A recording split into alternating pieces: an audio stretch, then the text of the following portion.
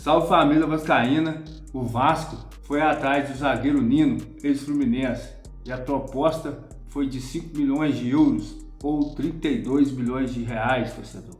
O mesmo valor que foi a compra do João Vitor naquela ocasião. Mas o Zenit só topa desfazer do zagueiro Nino se o Vasco pagar 8 milhões de euros, torcedor.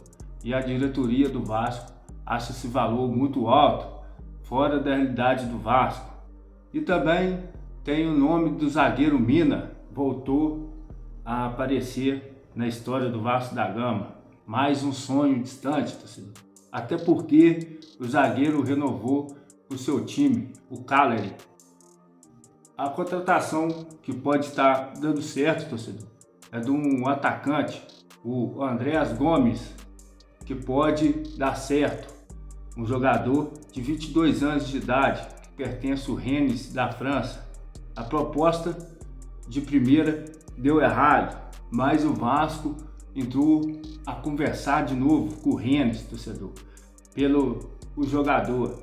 E o Vasco pode estar contratando o jogador por empréstimo, por obrigação de compra. Só que a diretoria do Vasco quer mudar o contrato, quer colocar opção de compra, torcedor.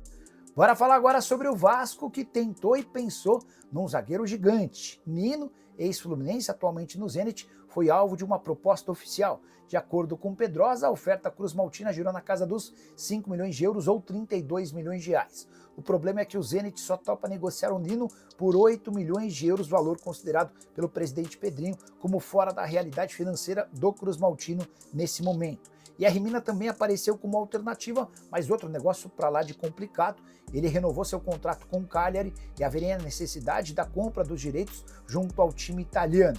Só para completar, sim, em relação à zaga, há muita dificuldade, há um pouco mais de esperança em relação ao ataque. Andrés Gomes, atacante colombiano de 22 anos de idade, que pertence ao Rennes, enfim sinalizou com a possibilidade de um acordo.